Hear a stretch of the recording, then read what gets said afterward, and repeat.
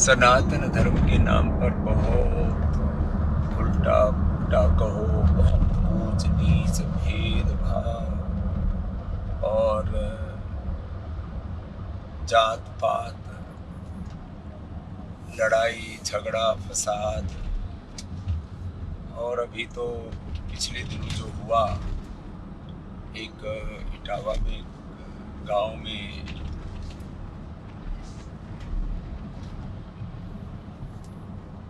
यदुवंश में पैदा हुए एक विद्वान जो कथा कर रहे थे, उनकी चोटी काट करके, सिर मुड़वा करके और फिर पूरी तरह से उसकी बेइज्जती कहो, अपमान, निरादर, तिरस्कार, फिर मार पीट और पूरे गांव में घुमाया। बहुत मतलब जिसको लोक भाषा में कहते हैं, बहुत वाहियातगिरी की गई।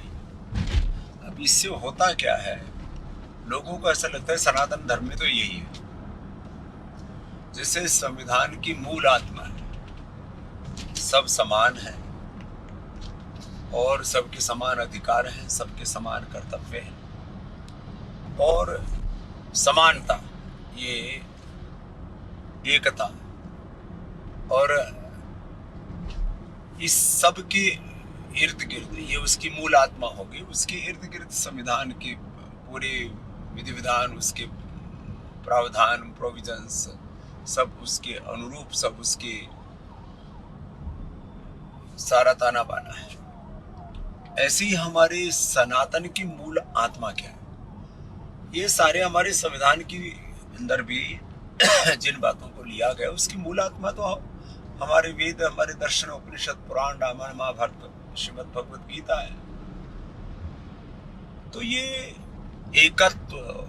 एकत्वम अनुपश्यत, ये तो हमारे वेदों की भी मूल आत्मा यही है। और परस्परम भावयन्तः श्रेयः परम अवाप्स्यथ सहनावतु सहनो भुनक्तु संगच्छध्वं संवदध्वं। एकत्व, सह अस्तित्व और मैत्री, प्रेम, करुणा, मित्रस्य चक्षुषा सर्वाणि भूतानि समीक्षामहे। मैत्री, करुणा, मुदितौ वीक्षाणां सुख दुःख पुण्य पुण्य वृक्षाणां भावना तस्य साधन। किसी से भी द्वेष करना, किसी को भी नीचा देखना, कहीं पर भी शास्त्र में उसका प्रमाण। और एक शास्त्र में कोई दो सत्य नहीं हो सकते, कि एकता की भी बात हो, समानता की बात हो, सबको हम ओम सर्वम खलु इदम ब्रह्म भी कह रहे हो, कि सब एक ही परात् परब्रह्म से सब कुछ अभिव्यक्त हुआ है। ये तो वैमानि भूतानि जायन्ते येन जातानि जीवन्ति यत् प्रियन्ते अभिसंविशन्ति तद्विचित्य सत्सतं ब्रह्म। ओम ब्रह्मेदम अमृतम पुरस्तात् ब्रह्म पश्चात् ब्रह्म दक्षिणतश्च उत्तरेण अधश्च ऊर्ध्वं च प्रसृतं ब्रह्मयुदं विश्वम् इदं वरिष्ठं सियाराम सब जग जाने वासुदेव। हम जिन तत्वों को मानते हैं कि सब लक्ष्मी नारायण का, सब भगवान भगवती का, सीताराम का साक्षात विग्रहवान रूप है, तो ये हमारा एक परम सत्य और परम तत्व है। एक शास्त्र में ऐसा तो नहीं हो सकता नहीं कि एक जगह हम कह रहे हैं कि सब सीताराम के स्वरूप है, सब लक्ष्मी नारायण के, उमा महेश्वर शिव पार्वती के साक्षात विग्रह है। एक तरफ हम ये कह रहे हैं कि सब कुछ भगवान से उत्पन्न हुआ है, उसी से संचालित, उसी में सब समाहित हो रहा है, और फिर उसमें हम भेदभाव, ऊंच नीच की, ये जाति बड़ी, ये जाति छोटी। मनुष्य फिजिकली, मेंटली, इमोशनली, स्पिरिचुअली, उसका ज्ञान, उसकी संवेदना, उसका सामर्थ्य, उसकी प्रतिभा, और पूरे विश्व, सबसे बड़ा तो प्रत्यक्ष प्रमाण है ना, आंखों से दिख रहा है। आज विश्व में सामाजिक, आर्थिक, राजनीतिक, धार्मिक, आध्यात्मिक दृष्टि से देश में देखो, दुनिया में देखो, किसी भी क्षेत्र में, राजनीतिक क्षेत्र में, धार्मिक क्षेत्र में, सामाजिक क्षेत्र में, कला में, विज्ञान में और एग्रीकल्चर में, इंडस्ट्री में, रिसर्च में, कोई जाति के प्रभुत्व का प्रश्न नहीं है। अभी अलग बात है कि इसमें सब जाति, सब वर्ग, सब समुदाय, सब जिसको जैसा अवसर मिला और जिसने जितना प्रचंड पुरुषार्थ किया, जिसमें जितनी तीव्र अभिप्सा थी, जितना तीव्र स्वाभिमान था, माने जिसकी का जितना ज्ञान, तीन ही तो हमारे पास शक्ति हैं, ज्ञान शक्ति, भाव शक्ति, क्रिया शक्ति और इसमें एक शब्द मैं और प्रयोग करता हूं कि किसी भी कीमत पर न डिगने वाली जिसकी आस्था, हिमालय जैसी आस्था, आस्था चल हिमाचल सी हो, धृति स्थिति नीति धरणी जैसी हो। आस्था अचल हिमाचल सी हो, धृति स्थिति नीति धरणी जैसी हो। मति नीरमल सुर सरिता सी हो, सुरभि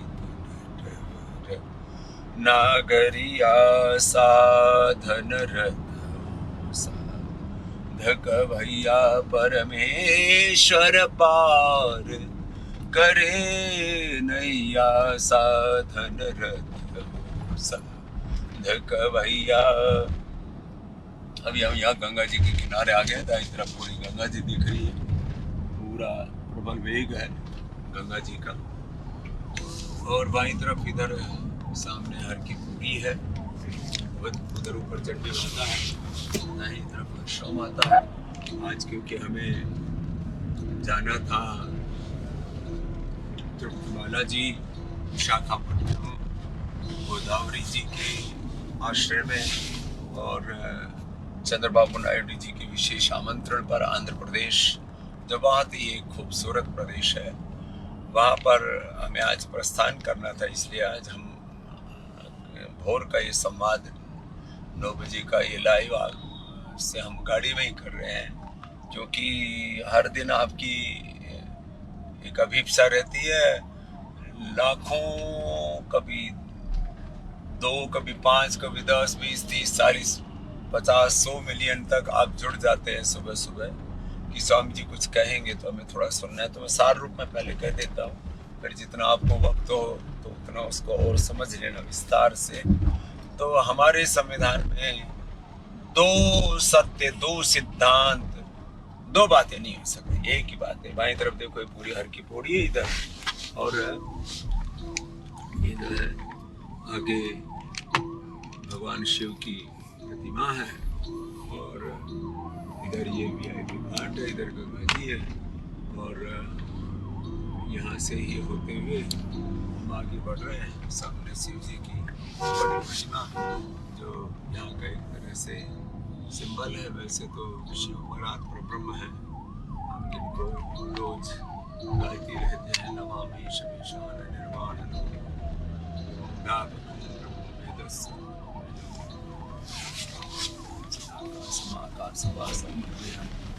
निराकार ओंकार मूलम तुरीयम गिरा ज्ञान गोतीतमीशम गिरीशम करालम महाकाल कालम कृपालम गुणागार संसार भारम। तो ये तो खैर आपको थोड़ा इंट्रोडक्शन मैंने दिया कि आज हम जो संवाद कर रहे हैं उसकी मूल में भावना ये थी कि मैं आपको इस संदर्भ में थोड़ी बात करूं कि ये जो सनातन के नाम पर कुछ लोग इस तरह से बहुत ही अभद्र कार्य कर रहे हैं। एक बात और कह देता हूँ, किसी एक छोटे से वर्ग, समुदाय, किसी एक वर्ग, एक छोटे से समुदाय, पूरे समुदाय नहीं, एक छोटे से वर्ग, एक छोटे से समुदाय, कुछ व्यक्तियों और किसी विशेष स्थान पर कोई कुकृत्य कर दिया जाता है, कोई लोग पाप करते हैं, अधर्म करते हैं, उसको सनातन धर्म नहीं समझना चाहिए। घोर निंदनीय घृणित कर्म किया है जिन लोगों ने भी, चाहे वो जो है यदुवंश में पैदा हुई कथा व्यास की चोटी काट करके उसको अपमानित करके कि तुम कथा कैसे करते हो। भगवान की कथा तो काकभूषुंडी जी ने की थी, माने पंछियों से भगवान की कथा हुई है, पक्षियों से, और मनुष्य में तो कोई भेद भगवान की। अच्छा देखो कितनी नीचता की बात है, भगवान कृष्ण जी की कथा हो रही है और बोले यदुवंश में पैदा होने वाला उसकी कथा नहीं कर सकता, मतलब हद होती है किस तरह से। और वैसे भी देखो, मैं आपको एक थोड़ा आश्चर्य की बात लगेगी, मैं इसके ऊपर काफी कार्य कर रहा हूँ, ऐतिहासिक दृष्टि से मैं अभी कोई बखेड़ा नहीं खड़ा करना चाहता। मूलतः जो कहते हैं कि हम सब जो मनुष्य, मनु की संतान और मनु के ही वंश में फिर आगे चल करके सूर्य वंश और चंद्रवंश हुए। तो भैया ये जो है ब्राह्मण कहीं और से नहीं आए, ये भी सूर्य वंश और चंद्रवंश से आए। मूलतः जो मूल अवधारणा है, देखो अब इसमें कोई बखेड़ा ना करे तो की बात कह रहा हूं, इसी में ही जो मूल वंश यदि हम एक मानते हैं, अब यह मान्यताएं भी अब इसमें एक पारमार्थिक सत्य हो, तो अब एक ही मनुष्य से सारी सृष्टि उत्पन्न हुई कि एक बार में अनेक मनुष्यों प्रकृति परमेश्वर के ने जो भी उसका विधान था उसने पैदा किया। यदि एक मूल मानते हो तो सूर्य वंश और चंद्रवंश एक पिता का, एक लड़के का वंश है, एक लड़की का वंश है, और फिर वो आगे बढ़ता चला गया। और यदि ये मानते हैं कि चलो एक साथ में भारत से लेकर के पूरे विश्व में, मतलब ये बात वैसे गले उतरती नहीं है कि केवल एक व्यक्ति से ही सारी सृष्टि उत्पन्न हुई हो, और ये जेनेटिकली भी ठीक नहीं है, कुल वंश की दृष्टि से भी ठीक नहीं है। हाँ, ये श्रेष्ठ वंश रहा ऐसा मान सकते हैं। अब इसमें जो ज्ञान से बहुत उन्नत थे उनको ब्राह्मण कह दिया, जो बल से बहुत उन्नत हुए उनको क्षत्रिय कह दिया, फिर जो उसमें व्यापार करने लगे उनको वैश्य कह दिया, जो सेवा करने लगे उनको शूद्र कह दिया।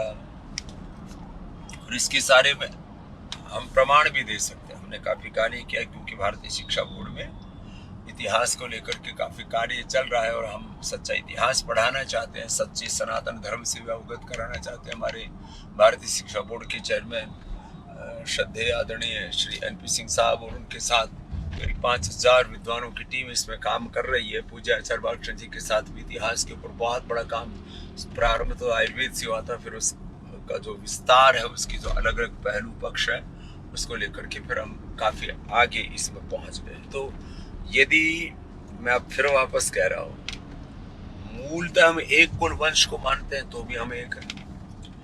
और भाई भगवान की बात यदि करें तो भाई जब भगवान राम, भगवान कृष्ण ये जो क्षत्रिय कुल में उत्पन्न हुए, फिर उसमें ये ऊंच नीच कैसे आ गया कि ब्राह्मण श्रेष्ठ है, कि क्षत्रिय श्रेष्ठ है, कि वैसे श्रेष्ठ है? सभी समान है, सभी महान है, सभी एक ईश्वर की, एक पुरुष की, एक प्रकृति, एक परमेश्वर की संतान है। और दूसरा देखो भाई वैज्ञानिक प्रमाण, भाई सबके भीतर जो फिजिकली जो मनुष्य का जो स्ट्रक्चर है, उसका जो RNA DNA जो उसके भीतर जो प्रोटीन फास्फोराइलेशन जो पूरा स्ट्रक्चर है, 37 सेल्स का, उससे सेल से बने हुए टिश्यू, ऑर्गन, और ये जो पूरा शारीरिक पूरा ताना बाना है, इसके पीछे जो ऐन्द्रिक और इसके पीछे जो संयोग है मन प्राण बुद्धि चित्त चेतना आत्मा का, ये तो सबके भीतर समान है। हाँ, जन्म जन्मांतरों से सबका प्रारब्ध, सबका संस्कार, सबका कर्माशय, ये सब अलग अलग है, और इसमें फिर जात पात का कोई लेना देना नहीं, वापस कह रहा हूं। तो इसलिए सच्चा सनातन धर्म ये है जहां पर कोई जात पात नहीं है, कोई ऊंच नीच नहीं है, कोई भेदभाव नहीं। फिर सच्चा हिंदू सनातनी कौन? ये जात पात के नाम पर ऊंच नीच का भेदभाव करने वाला नहीं। सच्चा हिंदू सनातनी वो है जिसके भीतर ज्ञान की पवित्रता है, जिसके भीतर भावनाओं की पवित्रता है, जिसके जीवन में आचरण की पवित्रता है। अरे धर्म की पहचान आचरण से होती है, और धर्म वही होता है जो धारण किया जाए। तो धर्म आचरण का तत्व है, ये खाली शब्द भी नहीं। यद्यपि शब्द को हमने ब्रह्म कहा है और इसलिए हम शास्त्र प्रमाण को बहुत गरिमा देते हैं। अब इसमें इतना झमेला, इतना घोटाला कर दिया लोगों ने, कोई वर्णाश्रम धर्म के नाम पर, कोई शास्त्र प्रमाण के, और शास्त्र में भी देखो मिलावट है, इसको हमें नहीं भूलना चाहिए। और ये हमारे दुश्मनों ने करवाई। इसमें बहुत ज्यादा शातिर थे अंग्रेज, और फिर कुछ मुगल भी बहुत शातिर हुए उन्होंने, और जो फिर अपने देश में ही अपने ही लोगों को आगे करके, माने अब मुगलों को तो संस्कृत नहीं आती थी, अंग्रेजों को तो संस्कृत नहीं आती थी, लेकिन आर्थिक रूप से प्रलोभन दे करके, राजनीतिक रूप से दबाव डाल करके, भयाक्रांत करके, मृत्यु का भय पैदा करके, उनको कठोर प्रताड़ना दे करके, उन्हीं से ही संस्कृत में जो लिख दिया उसी को शास्त्र मान लिया, ये बात भी गलत है। तो जो है अब संविधान का प्रकाशन क्योंकि ये तो अभी नई घटना है, अब इसमें तो कोई मिलावट तो नहीं है, लेकिन संशोधन तो उसमें भी है। शास्त्र में तो किसी के जो मन में आया, किसी ने कोई उपनिषद के नाम से लिख दिया, किसी ने कोई सूत्र, कुछ मंत्र, कुछ ऋचाएं ऐसे करके घट दिया। तो देखो जो मूल वेद है और उन मूल वेदों की व्याख्या, ये भी बड़ी महत्वपूर्ण बात है। अब जैसे ब्राह्मण से मुखमासित बाहुराजन्य कृत उरुतस्य यद्वैशपथ हम सूत्र, तो कोई सिर से यहाँ कोई गर्भ थोड़ी लगा कि सिर से ब्राह्मण पैदा हुआ, भुजाओं से। अब यहाँ से कोई क्षत्रिय पैदा थोड़ी हो जाएंगे भुजाओं से, कोई यहाँ उरु से जंगाओं से कोई वैश्य थोड़ी पैदा हो जाएंगे, पैरों से शूद्र को यहाँ को यूट्रस लगा, कोई गर्भाशय लगा। यहाँ पर पैदा मनुष्य के पैदा होने के तो स्पर्म से, ओवम से, स्त्री बीज, पुरुष बीज से, जो कि हमारे शरीर के सारा तत्व है, और उससे फिर पूरी जेनेटिक जो जर्नी है वो हमारी आगे बढ़ती है। जो माता पिता के जो दो पवित्र अंश होते हैं, जो दो बीज होते हैं, उनसे शरीर पैदा होता है। ये कहाँ से हो गया कि सिर से और भुजाओं से और जंघाओं से? तो ज्ञान से जो बचाए वो ब्राह्मण, अन्याय से जो बचाए वो क्षत्रिय, अभाव से जो बचाए वह वैश्य, और अशुचिता से जो बचाए वह शूद्र। अब इसकी व्याख्या करने को लेकर के बात, चलो ये तो कई बार मैं पहले भी कह चुका हूँ, फिर वापस कह रहा हूँ। सनातन धर्म जो है वो आचरण प्रधान धर्म है। इसमें अब जैसे कुछ पंथों में ऐसा ही है कि ऐसी दाढ़ी रखो, ऐसी मूंछ रखो, ऐसे कपड़े पहनो, इतनी बार ये ऐसे ऐसे प्रेयर करो, प्रार्थना करो, नमाज पढ़ो, या कुछ ऐसे विशेष प्रतीकों को धारण कर लो। हमारे यहाँ तो शास्त्र में कहा गया नहीं लिंगम धर्मस्य कारणम, केवल प्रतीक तो धर्म के कारण नहीं हो सकते ना। प्रतीकों को हम बहुत गौरव देते हैं, भगवा है, हमारे अलग अलग धर्म के प्रतीक हैं, मानदंड हैं, उन सबको हम गौरव देते हैं। राष्ट्रीय स्तर पर तिरंगा को गौरव देते हैं, और धार्मिक स्तर पर हम चोटी जनेऊ को गौरव देते हैं। और चोटी जनेऊ तो वैसे ही सबको रखने का अधिकार है, इसमें कहाँ से काटने पीटने की बात आ गई। और चोटी और जनेऊ तो मुगलों ने काटी थी। अब मैं बखेड़ा नहीं पैदा करना चाहता कि बात कह करके कि जो चोटी काटने वाले हैं वो जो मुगलिया सोच के हैं या मुगलों के वंशधर हैं, तुम उनकी औलाद हो, तुम उनकी औलाद हो, ऐसे बखेड़ा बहुत हो रहा है। और देखो यदि ये वापस यही घृणा विद्वेष पैदा किया हमने कि जो है इसका बाइकाट करो, उसका बाइकाट करो, कोई कुछ लोग यदि ऐसे कहें कि हम तो यदुवंशी, हम तो ब्राह्मणों का बाइकाट करेंगे, हमारी छुट्टियां काट दी। अरे भैया, कुछ व्यक्तियों ने, कुछ वर्ग विशेष, एक स्थान विशेष पर कुछ एक समूह ने, 2, 4, 5, 10 लोग थे, बाकी तमाम शिविर बन जाते हैं। तो कुछ लोगों के द्वारा किए हुए पाप को, कुकृत्य को आप किसी वर्ग पर नहीं सोच सकते। ना तो ब्राह्मणों को किसी का बाइकाट करना चाहिए, ना किसी को नीचा मानना चाहिए, ना क्षत्रियों को, वैश्यों को, ओबीसी को, ब्राह्मणों का बाइकाट करना चाहिए, ना एक दूसरे के प्रति घृणा, नफरत, ये किसी को भी ठीक नहीं। अब यूं कहें कि भाई कुछ एक वर्ग विशेष की लोकप्रियता हासिल करने के लिए, उनको खुश करने के लिए, उनके अहंकार को पुष्ट करने के लिए ये सब चल रहा है। देखो आदमी को ना, मैं हमेशा कहता हूं, मैंने जाति, वर्ग, समुदाय, किसी स्थान, किसी खास प्रकार के किसी भी अनैतिक तत्व को अपनी सीढ़ियां, अपनी बैसाखियां नहीं बनाए। कि मुझे बड़ा बनना है तो लोग क्या करते हैं, अब ख्याति पाने के लिए किसी वर्ग विशेष में एक अपना स्थान बनाने के लिए सीढ़ियां बना लेते हैं, जातियों को, वर्ग को, समुदाय को, किसी एक विशेष विचार को। हम सब एक सनातनी हिंदू, एक ऋषि ऋषिकाओं के वंशधर हैं, ये विचार तो इसमें हमारा 100% मुराद है। कुछ कहते हैं हिंदू को उदारवादी होना चाहिए, कुछ कहते हैं हिंदुओं को कट्टर होना चाहिए। मैं कहता हूँ हिंदुओं को, सनातनियों को, ऋषियों की वंशधरों को न कट्टर होने की जरूरत है और न ही उनको किसी भी तरह से उदार होने की जरूरत है। उनको शीलवान, चरित्रवान, वीर, पराक्रमी ऋषियों के वंशधर होने की जरूरत है। ये जो कई तरह के नैरेटिव घड़े जाते हैं ना अलग अलग प्रकार से, और फिर इसमें कुछ लोग जो है वो सोशल मीडिया पर फेमस होने के लिए, सामाजिक तौर पर, राजनीतिक तौर पर अपना व्यक्तित्व गढ़ने के लिए, अरे भाई अपना कर्म से व्यक्तित्व गढ़ो ना। आज स्वामी रामदेव आपके सामने बैठा है, मैंने तो कभी जात पात की बात नहीं की, मैंने तो कभी किसी भी प्रकार की भेदभाव, ऊंच नीच की बात नहीं की। भाई मैंने कर्म किया ना, मैंने गुरुकुलीय परंपरा में ऋषि ऋषिकाओं की जैसी शिक्षा दीक्षा होती थी वैसे अब शिक्षा ली, फिर जो है उस मार्ग पर चलते हुए सेवा की, साधना की, और जो भी कुछ किया सब इस नाते से किया कि सब कुछ करने का ज्ञान, सब कुछ करने की प्रेरणा, सब कुछ करने का सामर्थ्य, सारे संसाधन सब भगवान दे रहे हैं। सब भगवान का के द्वारा दिया हुआ भगवान के लिए है। जो कुछ पुरुषार्थ के उससे अर्जित अर्थ को फिर परमार्थ में लगाए। तो ये आप अपना व्यक्तित्व अपने पुरुषार्थ से गढ़िए, आप अपना व्यक्तित्व अपने शील, अपने चरित्र से, अपने आचरण से गढ़िए ना। अब ये तो बात आ गई ऊंच नीच वाली। अब दूसरी बात आती है, और मैंने कहा कि हमको ना तो कट्टरवादी बनना है और ना तो हमें उदारवादी बनना है, हमें सच्चा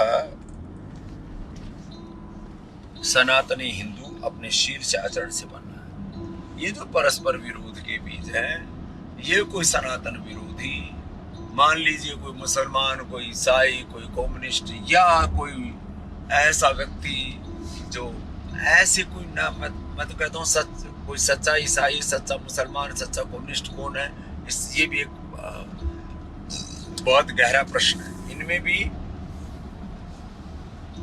सच्चाई क्या है, सच्चा मुसलमान क्या करता है, क्या नहीं करता है, ये फिर उसमें कुछ और लोग और फालतू की भी बात कर देंगे।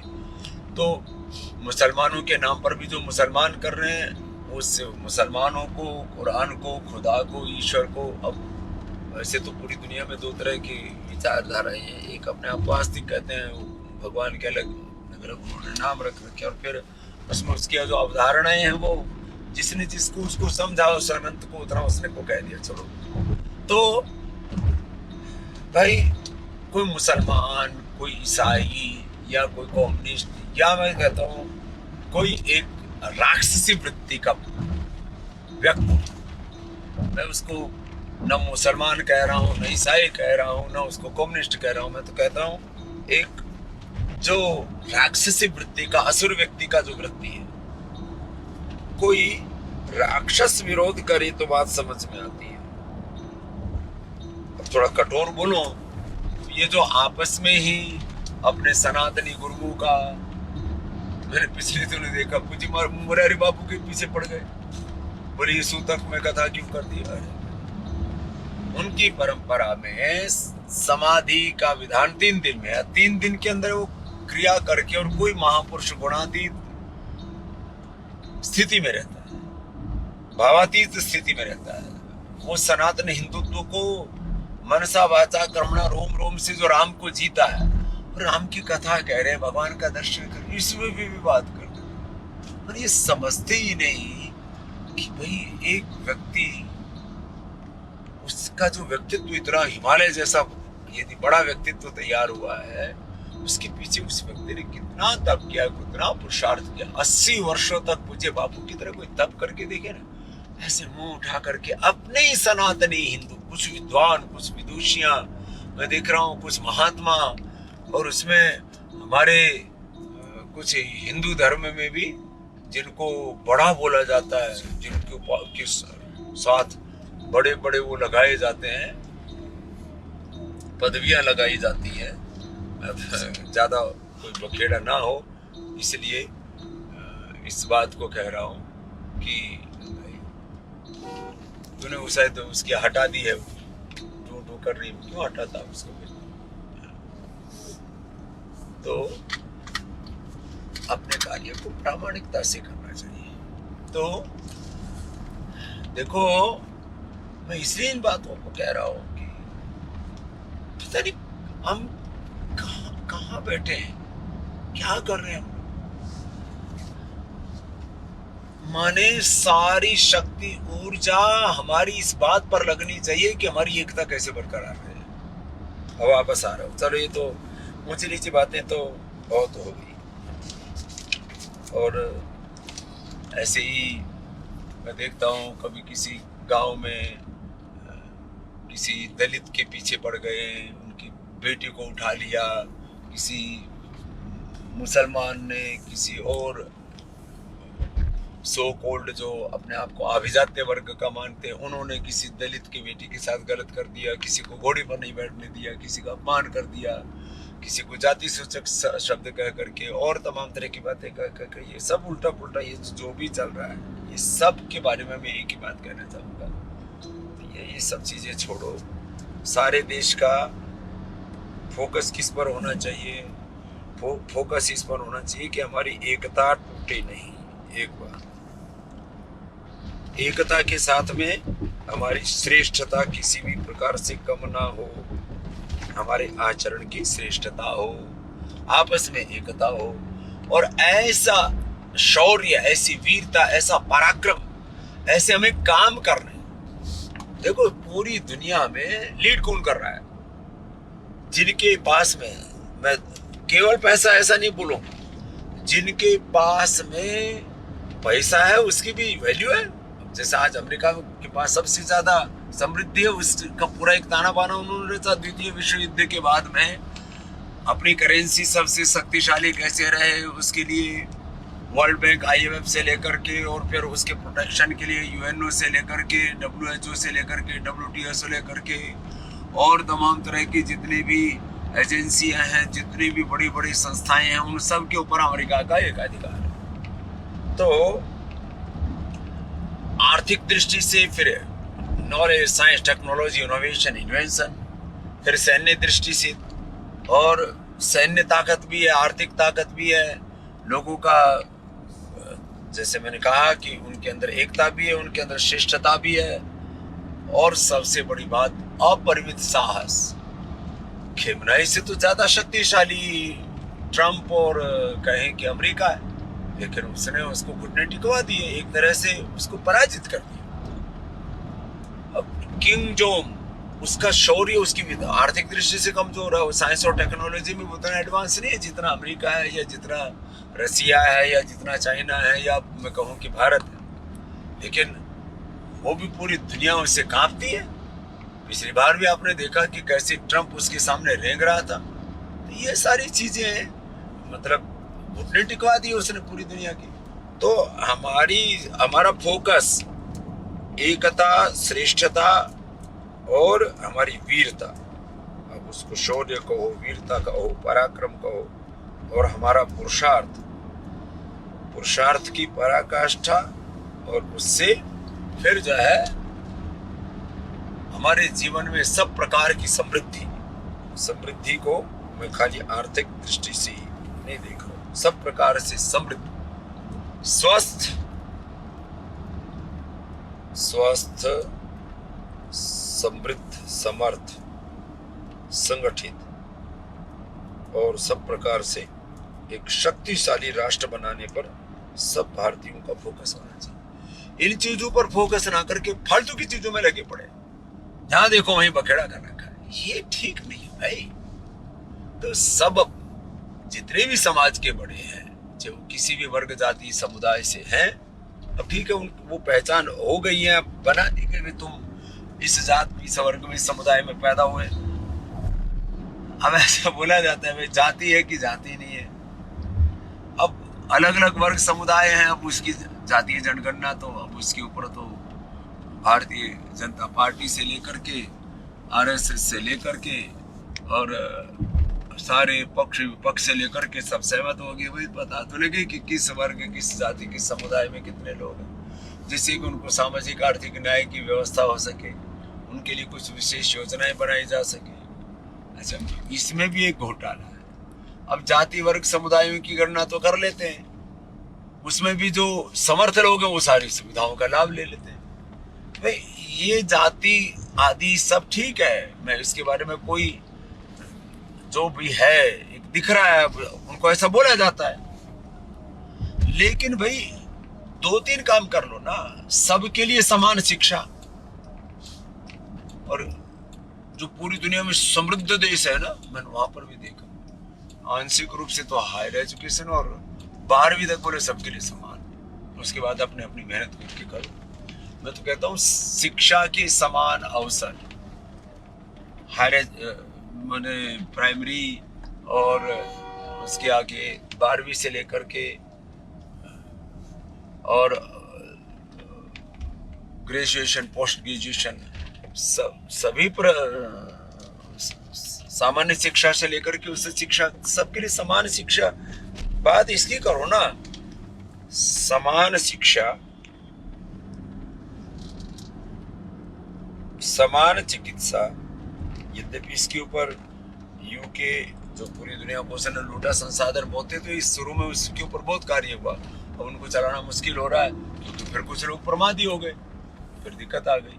समान शिक्षा, समान चिकित्सा, और फिर तीसरी बात है समान अवसर। इसके ऊपर ध्यान होना चाहिए और एक एक व्यक्ति को अपने सामर्थ्य को बोध होना चाहिए। मैं कहता हूँ 99% लोग अपने सामर्थ्य को न जानते हैं, न जगाते हैं, न उपयोग में लाते हैं, इसलिए सारे संसार में ये सब बुरा हाल हो रखा है। तो बस आज की बात का सार यही है कि फोकस भाई जिन चीजों पर करना चाहिए उन पर करो ना। देश रोग मुक्त कैसे बने, नशा मुक्त कैसे बने, व्यसन मुक्त कैसे बने, भेदभाव, ऊंच नीच की सारे बखेड़े से बाहर कैसे निकले, जिन चीजों पर फोकस करना चाहिए उन पर फोकस नहीं, फालतू की चीजें लेकर के और उसी के पर व्यर्थ की बहसबाजी में और तमाम तरह के उथल पुथल में लगे पड़े। अब अंत में एक बात है, सब कह रहे भाई आदमी का आचरण बड़ा गिर रहा है, जैसे वगैरह एक राक्षसी वृत्ति पैदा होने की।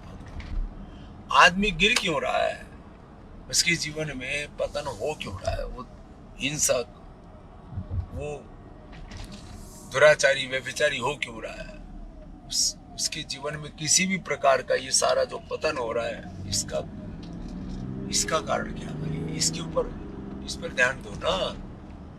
तो भाई ये जितना भी जीवन में पतन हो रहा है, लोग रोगी हैं, लोग दुखी हैं, लोग व्यसनी हैं, लोगों के जीवन में बहुत तरह की ये जो उथल पुथल उलट पुलट हो रही है, इसका कारण है लोग योग विमुख हो गए।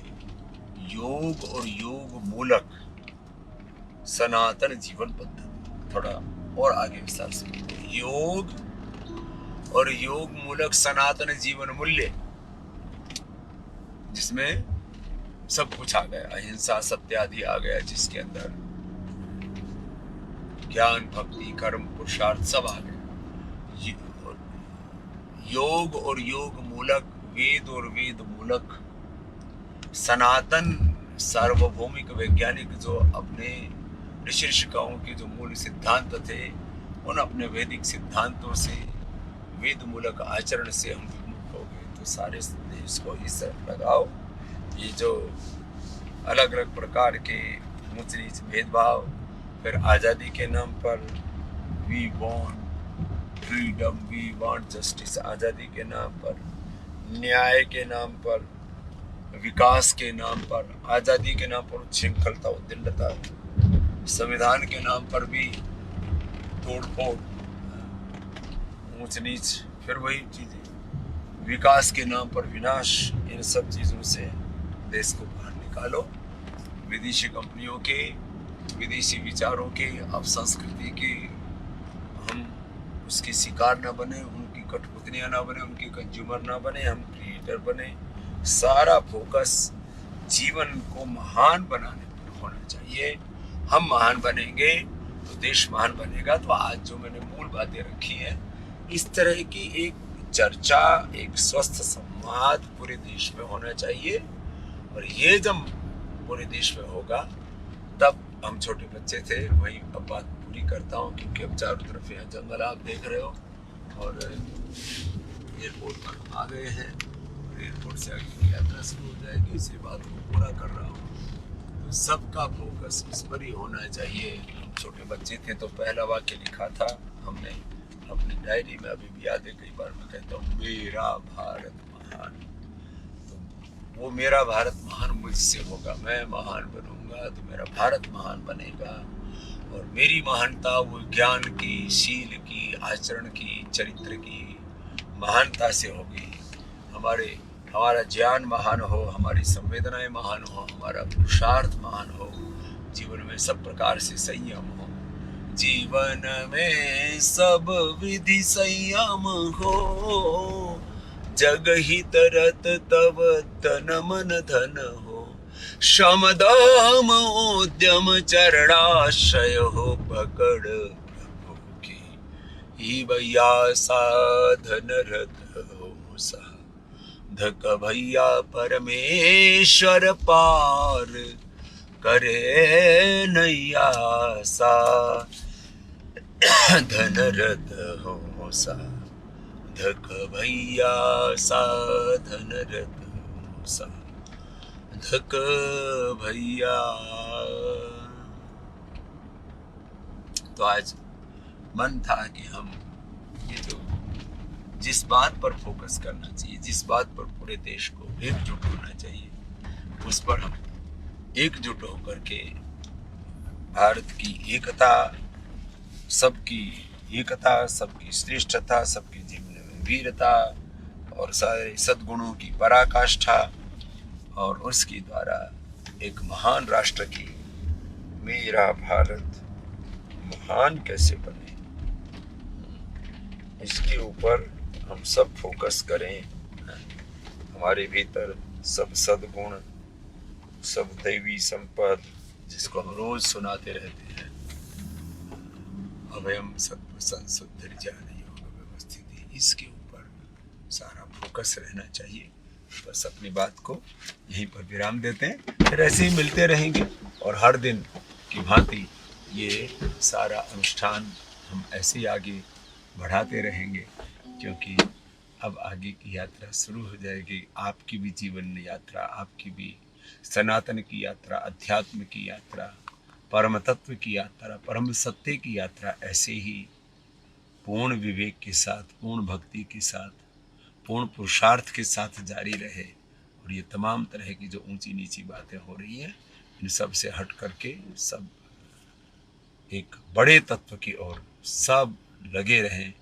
इन्हीं शुभकामनाओं के साथ सबको बहुत बहुत प्रणाम।